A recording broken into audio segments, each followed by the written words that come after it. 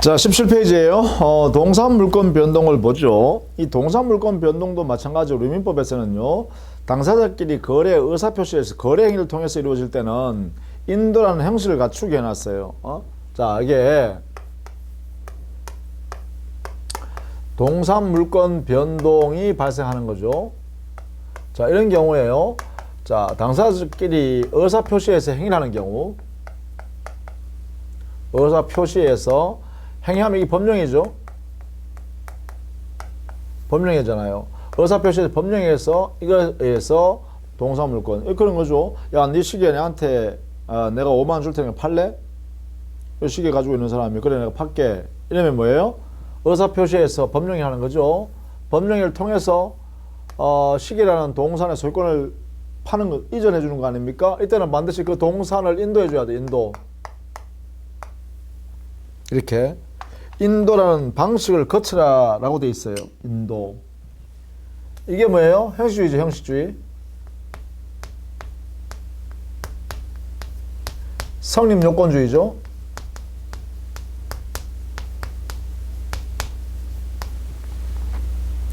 이렇게 표시할 수 있겠다. 그죠? 우리 민법이 이렇게 났어요. 자, 그런데 이게 우리 민법이 어떻게 되냐면 이 인도에는 방식에 네 가지를 인정해요. 네 가지. 그것이 이제 민법 188조부터 190조까지 이렇게 만들어 놨다라는 것이에요.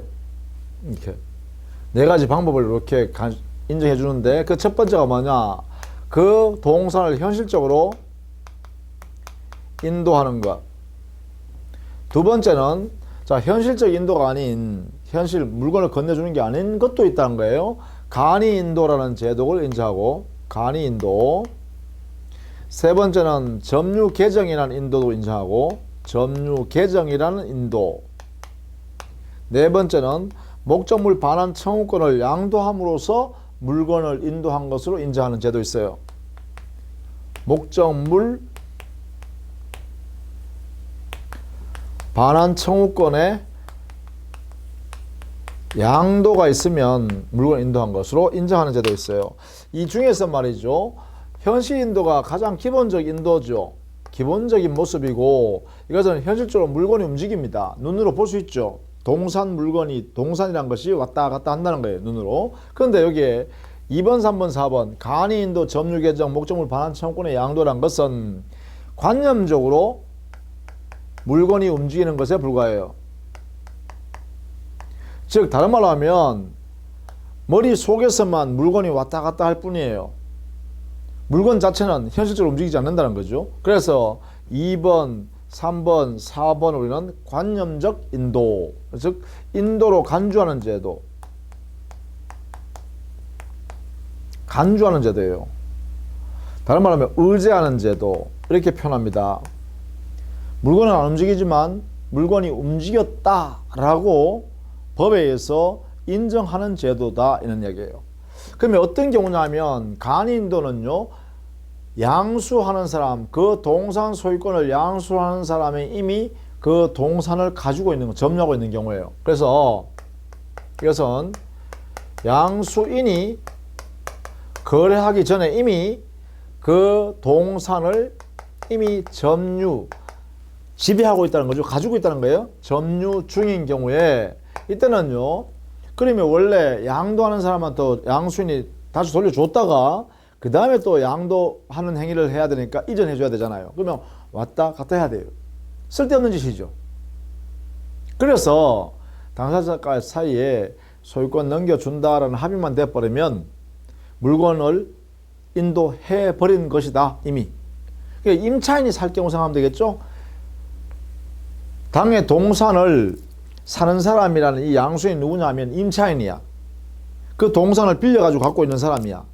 사용하고 있는 사람이야. 그 사람이 주인한테 야, 이 물건 내 써보니까 좋은데 내 그냥 살게요. 그래서 그 소유자가 그래 내가 너한테 팔게. 소유권 넘겨줄게. 이렇게 해버리면 뭐예요? 물건이 이미 그 전에 넘어가 있죠. 이런 경우에 인도된 걸로 간주하는 걸 이름을 하여 뭐라냐? 간이 인도라고 한다는 거예요.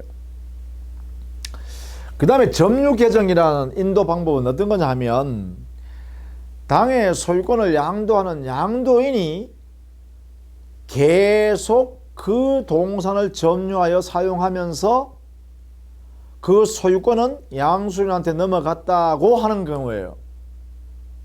이게요. 그럼 이거는 뭐냐면 양도한 후에도 당의 동산을 양도인이 계속 점유하여 사용하는 거예요. 이런 상태일지라도 양수인한테 물건을 건네줬다가 다시 양도인이 가져와서 사용하고 있다. 이렇게 인정하다는 거예요. 그러면 물건이 갔다가 왔다는 거죠. 이런 상태로는 뭐냐? 점유 개정이라 그래요. 예를 들면 카메라 전문 사진 작가가요. 카메라를 하나 가지고 있는데 그 다른 사람이 그 카메라를 사고 싶어 하는 거예요. 근데 이 카메라 작가가 사진 작가가 지금 사진 찍어 가지고 한 달 동안 작업을 해야 되는데 근데 팔기는 팔아야겠어. 근데 마침 살 사람이 나타나니까 내가 파는데 당신 소유권에 지금 인정해 줄게. 당신 나 소유권 넘겨주는 걸 하자. 그리고 한 달 동안 이거 내한테 50만 원에 임대해 주라. 네 소유물인데 내가 돈을 받겠죠. 예를 들어 100만 원 받기로 했어요. 100만 원 받았는데 한 달 동안 내 사진 작업을 이 사진기로 해야 되니까 이 카메라 내가 빌려 쓸게. 그러니까 소유권 네 가졌으니까 내가 100만 원 줘. 대신에 내가 한 달 동안 내 이 사용료요. 사진기 카메라 사용료 내가 50만 원 줄게. 그럼 어떻게 돼요? 양도한 이 사진 작가가 당의 목적물을 양도하고 나서도 계속 점유하여 자기가 한 달 동안 사용하는 거죠. 이런 상태로 물건을 건네주고 자기가 빌려왔다라고 인정할 때 이때 그 상대방은 양수인이 소유권 취득하는데 이때 인도 방법은 점유 개정에 의한 인도 방법에서 소유권을 취득했다. 양수인이. 그죠? 이렇게 하는 거야. 이걸 점유 개정이라고 그래. 그 다음에 목적물 반환 청구권의 양도에 의하여 그 동산이 인도된 걸로 간주한다. 이 말은 뭐냐면 이건 제3자가 점유하고 있는 상태, 이런 상태에서 소유자가 그 양수인한테 소유권 넘겨주는 방법이에요.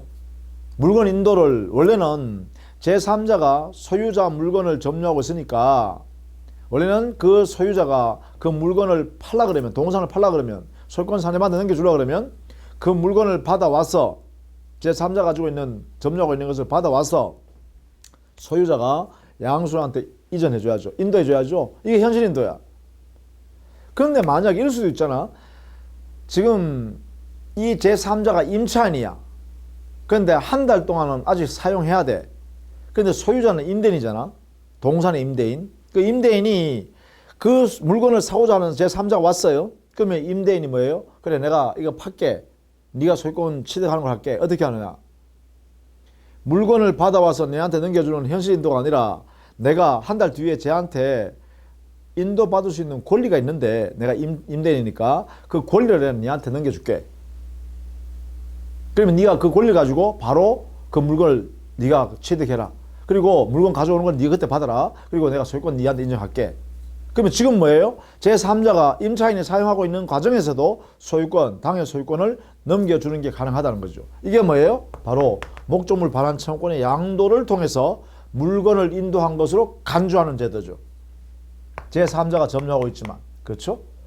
자, 이 세 가지가 바로 관념적 인도라는 제도로 점유 이전을 인정하는 인도 제도다. 요 내용을 알아두시면 돼요. 자, 그 다음에요. 당연히요, 소유자가 이렇게 물건을 팔면 양도하면 인도해주면 되는데, 근데요, 소유권도 없는 사람이 자기 물건도 아닌 것을 다른 사람한테 팔면 그걸 산 사람은 소유권 취득할 수 없는 거 아니겠어요? 그죠? 예를 들면 이런 거예요. 갑이라는 사람이 사실은 이 자전거의 소유자입니다. 근데 이것을 을이라는 친구가 갑을 친구니까 한 달 동안 빌려 쓰기로 했어요. 그 대신에 한 달 사용료는 나중에 밥 한 끼 멋지게 한번 사기로 하고요. 그래서 빌려왔습니다. 빌려왔으면 이 사람은요, 임차인이죠. 이 사람은 임대인이고요. 소유자인 임대인이고요. 그럼 이 사람은 소유권이 없죠?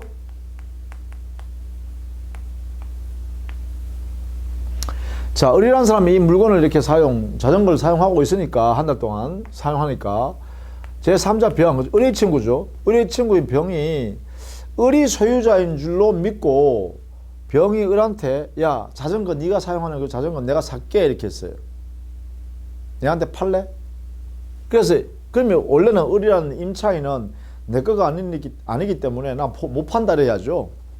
근데 만약에 을이라는 사람이 내가 팔게라고 하면 돈 10만을 받고 이렇게 팔게해서 얘한테 넘겨주면 얘가 소유권 취득하냐, 이런 문제 생기죠.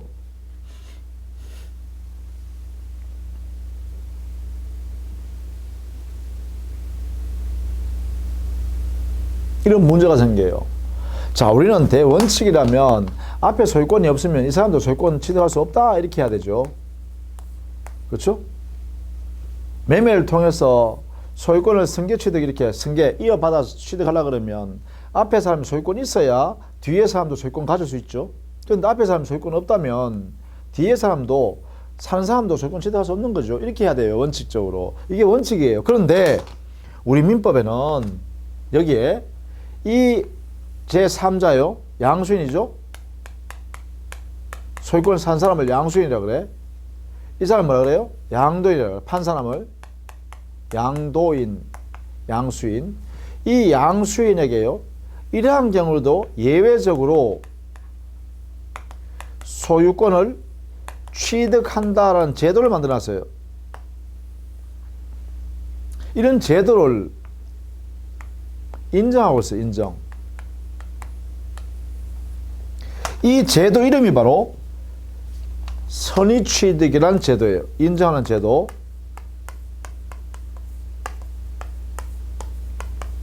그러면요, 선의취득이라는 제도에 의해서 병이라는 사람이 소유권을 이렇게 취득해버리면 문제가 되는 게 뭐냐면 진짜 소유자가 소유권 상실해버려요. 저기 있는 갑이요, 갑. 진짜 주인이죠, 이 사람이. 이 사람의 소유권은 사라져요. 왜냐하면 일물일권주의, 하나의 물건에는 하나의 소유권이 존재하잖아요. 그러니까 일물일권주의 때문에 병이 소유권을 취득해버리면 여기에 있는 진짜 진정한 소유자는 소유권을 상실해요. 그래서 여기에 선의취득이라는 제도는요,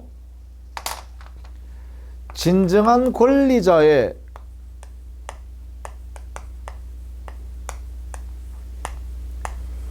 희생을 초래합니다. 희생이 따른다는 거예요. 그러면 왜 이 제도 선취득을 인정하냐?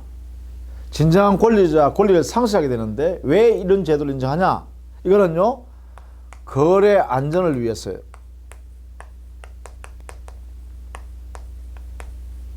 거래 안전을 도모하기 위해서요.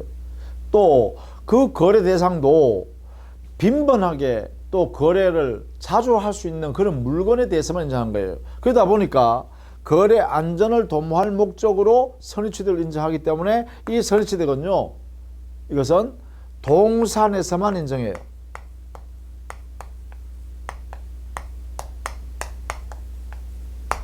부동산은 가치가 너무 크고, 그렇죠? 가치가 크고, 또 국가가 공시방법을 딱 정해놓고 등기란 절차에 따라서 공무원한테 와서 등기해야 되잖아요. 그러니까 그 권리관계를 명백히 하는 제도가 존재하기 때문에 동산에서만 선의취득 제도를 인정한다, 이 말이에요. 그러니까 부동산의 경우는 선의취득이라는 제도를 인정할 수가 없어요. 반드시 알아두셔야 돼요. 그죠? 선의취득이라는 제도는 거래 안전을 도모하기 위해서 만드는 것이요, 진정한 권리자의 권리를 희생해서라도 거래 안전을 도모하는 것이기 때문에 가치가 그다지 크지 않으면서 자주 빈번하게 거래할 수 있고 공시 방법도 불완전한 그러한 동산에서만 선의취득 제도를 인정하고 있다. 이렇게 알아두셔야 돼요. 이때 선의취득의 요건은 팔아먹는 사람인 양도인은 소유권이 없는 무권리자로서요, 당해 그 물건을 점유하고 있다가 산 사람은 이 무권리자라는 사실을 몰랐고 모르는데 과실이 없는 상태에서 평온하고 공연하게 거래를 했어야 됩니다. 이런 상태에서 점유를 이전받아야 돼요. 이렇게 인도받아야 되죠. 양도인으로부터 양수인이 인도받아야 합니다. 점유가 이전됐잖아요. 자, 이렇게 되면 이 양도 양수하는 거래행위를 했잖아요. 이 거래행위는 보호가치가 있는 행위가 되겠죠. 그렇죠. 거래 안전을 도모하니까 이 거래 행위가 보호가치가 있어야 되니까 유효한 거래행위가 됩니다. 유효한 거래는 뭐냐? 당사자 의사의 합치에서 이루어지니까 유효한 법률행위로서의 거래행위가 되겠죠. 이런 것이어야 됩니다. 거래행위는 반드시 유효한 거래행위가 됩니다. 그리고 이 거래행위의 성격은 뭐냐? 승계취득이요. 그 승계취득은 뭐냐? 특정에서 가져오는 것만 인정해요. 이렇게 특정 승계의 모습으로 가져오는 경우에만 그 물건 내 소유권 가져갈게, 이 물건 소유권 넘겨줄게, 이렇게 딱 정해서 가져가는 그런 그 행위가 유효한 법령에서 존재할 때, 그때 드디어 선의취득이 가능해요. 이때 대전제는 뭐라고 했죠? 동산 이렇게 했어요. 동산. 거래의 목적물은 동산에 안 한다. 이럴 때 이 양수인이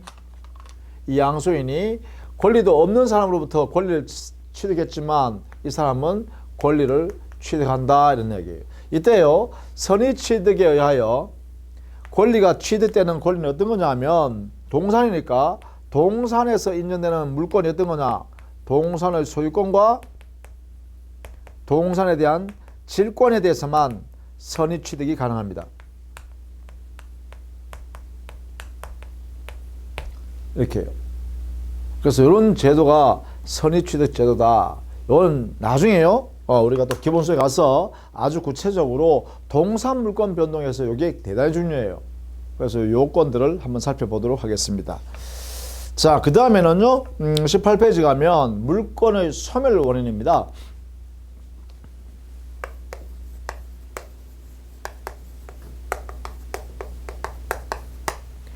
어떨 때 물권이 소멸하는가? 이게 물권의 소멸 원인이죠. 자, 물권의 대상은 물건 아니겠어요, 그죠? 물건이 이 세상에 없어져 버리면 첫 번째, 소멸합니다. 두 번째, 물권자가 스스로 물권을 포기해 버리면 소멸합니다. 세 번째, 지상권이라든지 지역권이라든지 전세권의 경우는 소멸시효라는 제도에서 소멸시효 20년 행사하지 않는 거죠. 불행사, 이에 의해서 소멸합니다. 그 다음에 네 번째, 공용수용. 공익을 목적으로 해서 그 토지나 건물을 수용해버리면 그 물건은 더 이상 사적 거래의 대상으로 삼을 수 없고 없어져 버립니다. 수용해서 없어집니다.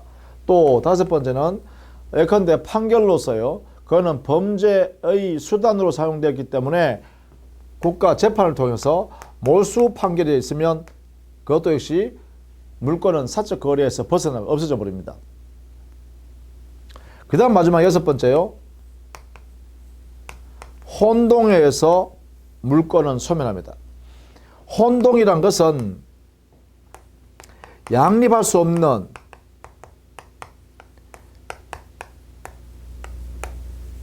권리가 동일인에게 귀속해버렸다. 그러면 양립할 수 없는 것이기 때문에 어떻게 돼요? 소멸해야겠죠. 양립할 수 없는 두 개 이상의 물건이, 두 개 이상의 권리. 그러면 양립할 수 없는 물건은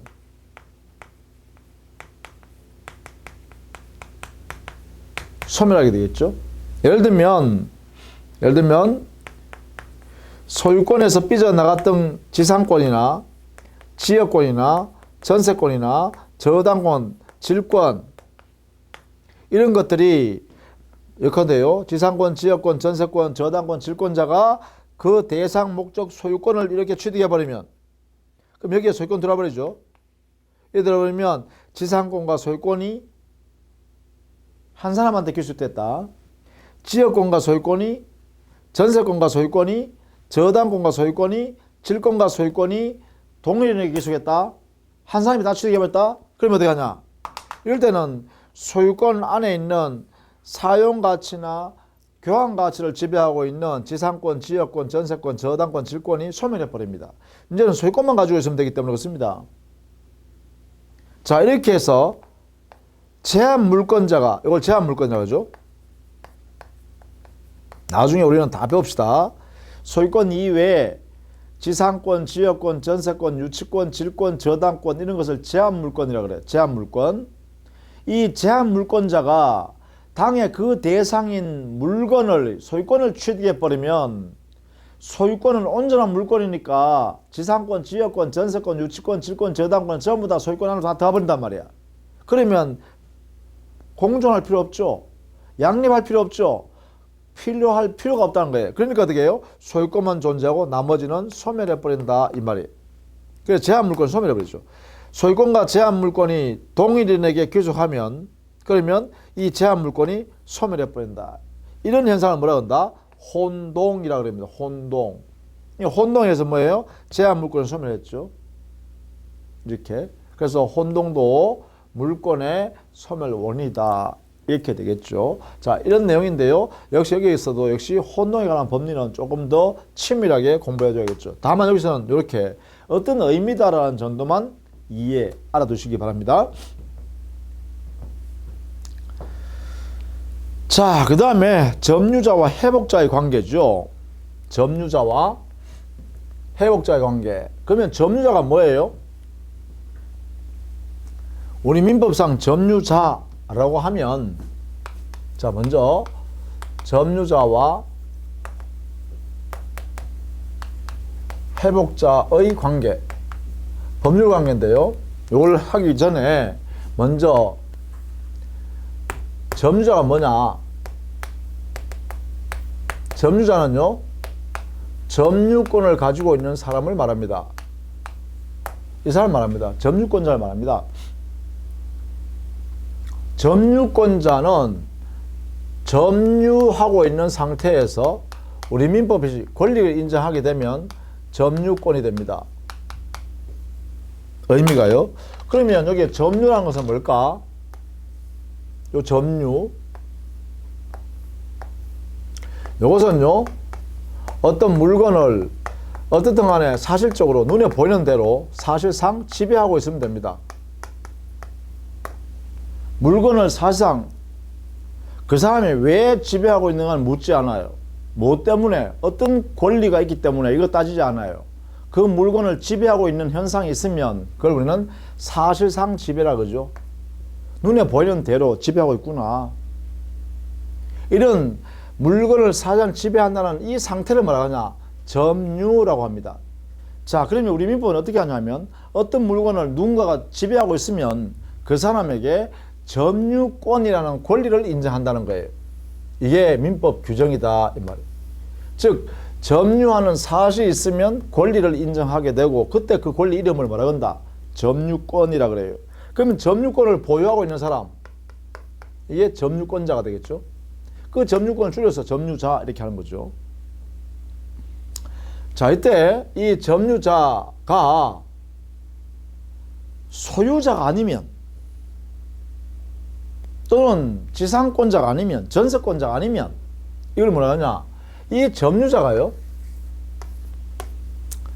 소유권, 기타 제한 물권을 뭐라 그러냐면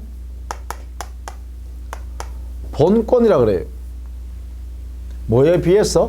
점유권에 대해서. 점유권은 그 물건을 지배하고 있는 이 자체가 왜 지배하고 있느냐를 묻지 않는다 했죠. 소유권이 있는지, 지상권이 있는지, 전세권이 있는지, 유치권이 있는지 아무것도 묻지 않아요. 질권이 있는지 묻지 않아요. 그냥 물건을 지배하고 있구나? 너 점유권. 이렇게 한다는 거예요. 그런데 이 본권이라는 것은 뭐냐 하면 나는 소유권자이기 때문에 이 물건 지배해. 그 소유권이라는 게 뭐예요? 지배를 정당화시켜주는 권리죠. 그래서 지배를 정당하게 하는 권리를 뭐라 그러냐? 본권이라 그래요. 그래서 소유권 외에 제한물권도 본권이에요. 소유권 외에 제한물권 뭐냐? 지상권, 지역권, 전세권, 유치권, 질권, 저당권 같은 걸 말해요. 다만 저당권은 점유를 수반을 하지 않죠. 저당권자가 저당 목적물인 부동산을 지배하고 있지는 않습니다. 점유하지는 않습니다. 그러나 점유할 권한은 되죠. 나중에요. 경매하기 위해서. 자, 어쨌든 간에 소유권, 기타 제한물권으로는 본권이라 그래요. 자, 이때 점유권자가 점유할 정당한 권한인 본권이 없으면, 본권이 있는 점주가 어떤 물건을 점유하고 있으면 여기에 있는 본권을 가지고 있는 본권자가 야, 그 물건 내가 점유할 권한이 있는데 왜 네가 가지고 있어? 내놔! 라고 돌려달라고 반환을 청구하겠죠. 이렇게. 그러면 이 사람은 점유자는 점유할 권한이 없으니까, 본권이 없으니까 지배하고 있다가 돌려줘버려야 돼요. 가지고 있으면 안 된다는 거죠. 이때 우리는 이름을 이렇게 짓는다는 거죠. 이게 본권에 기초해서 돌려줘라고 하는 이 본권자 이름을 뭐라 한다? 회복자. 자기의 지배력을 회복하려고 야, 점유하고 있는 물건 돌려줘 라고 하게 되겠죠. 그 사람을 우리는 회복자. 그러면 현실적으로 지배하고 있는 사람, 그리고 그 본권에 기초해서 그 점유를 회복하려는 사람, 다른 말은 본권자가 되겠죠. 그렇죠? 본권자. 이 두 사람 사이의 법률관계는 어떻게 되냐? 이것을 좀 공부하려고 하는 거예요. 여기서. 여기는 우리 민법 규정에 다음과 같은 세 가지의 내용이, 중요한 내용이 적용된다는 거예요. 그 첫 번째는 뭐냐면, 점유자는 만약에 그 점유자가 선의의 점유자이면 자기가 점유하고 있는 물건으로부터 발생하는 과실을 취득할 수 있도록 우리 민법이 인정합니다. 선의 점유자는 자기가 점유하고 있는 물건의 과실,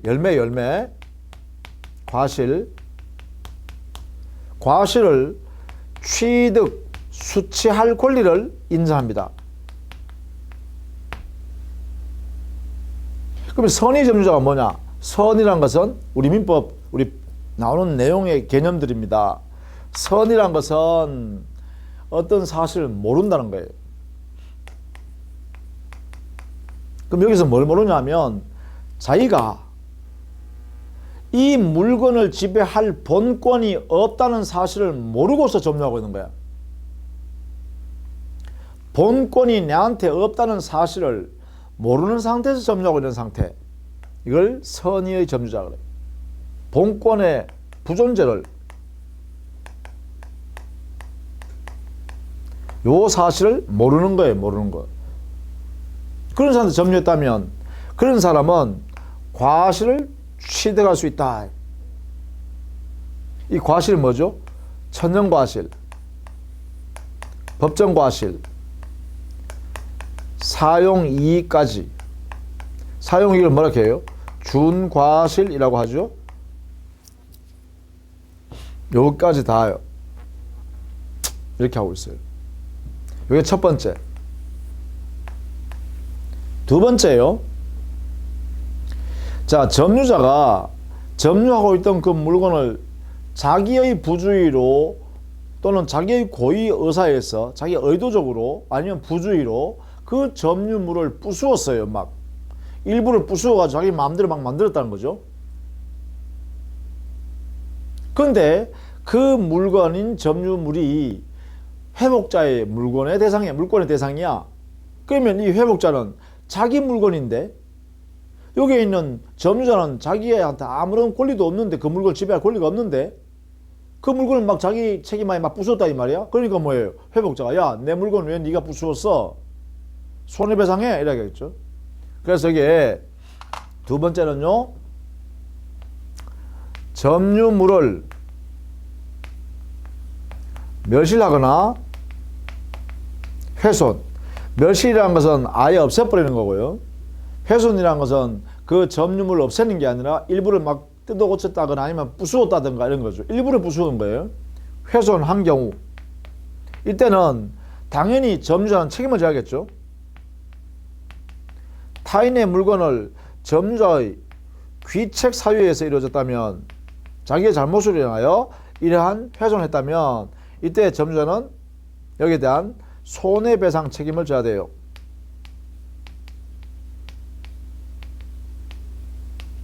이것은 750조에 있는 불법행위 책임입니다.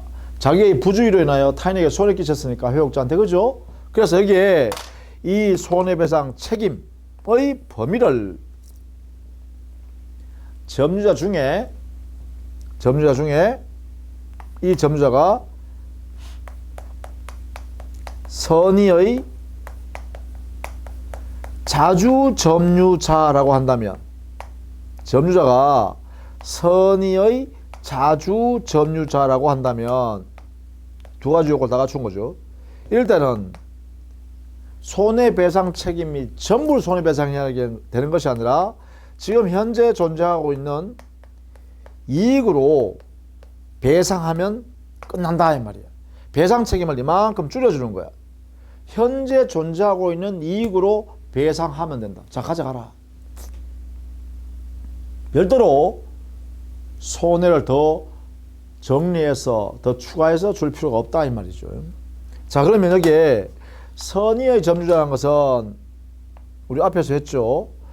본권이 있다는 사실을 모르고 점유하고 있는 것, 이렇죠. 즉 소유권이란 본권이 자기한테 없다는 것을 모르고 점유하고 있는 것. 자주점유라는 것은 어떤 거냐? 자주점유라는 것은 소유의사를 가지고 그 물건을 점유하고 있을 때 자주점유라고 그래요. 내가 소유자다. 내가 소유자처럼 나는 이 물건을 지배하겠다라는 이런 의도를 가지고 점유하고 있는 상태. 그런 상태를 자주점유라고 그래요. 그러니까 소유권이 자기한테 없는데도 불구하고 자기한테 소유권이 있다고 믿고 그 물건을 점유하고 있는 상태면 바로 선의의 자주점유자죠. 선의의 자주점유자가 되겠죠. 내 물건이 아닌데도 불구하고 나의 소유물이라고 믿고 점유하고 있는 사람, 이걸 선의의 자주점유자라고 합니다. 이 사람은 물건이 부수어졌다 하더라도 현존 이익으로 배상하면 된다는 거예요. 여기에 해당되지 않으면 이 점유자는 전부 배상해야 돼. 이게 두 번째. 그 다음 세 번째요. 점유자는 회복자에 대하여 그 물건에 투입한 비용을 돌려받을 수가 있다. 이걸 뭐냐면 점유자의 점유물에 투입한 비용을 상환, 되돌려 받는다 이 말이야. 그만큼 되돌려 받는다. 상환, 돌려달라. 그 상당한 만큼 돌려달라. 반환하라 라고 청구할 수 있는 권리가 인정됩니다. 점유자는 점유물에 투입한 비용에 대하여 회복자에게 상환을 청구할 수 있다. 돌려달라고 할 수 있다. 이때 비용은 필요비 뿐만 아니라 유익비도 청구할 수 있다. 그러면 필요비는 무엇이고 유익비는 뭐냐? 필요비라는 것은 점유물의 가치를 그대로 존속하기 위해서 들어갔던 비용들. 그러니까 당의 점유물의 가치 보존을 위해 드리는 지출 비용.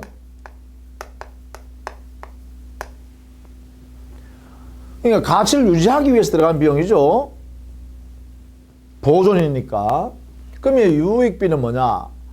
당의 가치를 증가시키기 위해서, 당의 점유물의 가치를 증가시키기 위해서 지출한 비용이 되겠죠. 그래서 보통 이거는 계량을 위해서 이래 되겠죠. 계량을 위해서 투입한 비용을 유익비라 그래요. 이러한 비용을 전체를 뭐하냐? 비용 이렇게 한 거야. 필요비 유익비라는 비용을 돌려주세요 라고 할 수 있다는 거예요. 이걸 이제 점주한테 인정해요. 점주한테. 이때 점주자는 모르고 점유했던, 즉 본권이 없다는 사실을 모르고 점유했던, 나아가서 본권이 없다는 사실을 뻔히 알면서 점유했던 전부 다 인정하고 있어요. 그러니까 선이든 악이든 모든 점주자는 자기가 점유하고 있는 물건에 투입한 비용이 있다면 그 회복자가 돌려줘 하면 야 비용 주세요 할 수 있다는 거죠. 이것을 우리는 비용 상환 청구권이라고 합니다. 자, 이런 내용인데요. 이 구체적인 내용, 자 먼저요 여러분은 꼭 알아두셔야 될 게 뭐냐면, 점유자가 점유물을 점유하여 사용하고 있는 상태에서 진정한 권리자가 본권을 가지고 있는 사람이 나타나서 야 그 물건 돌려줘 라고 하면 우리 민법적으로는 세 가지의 법적 문제를 해결한다.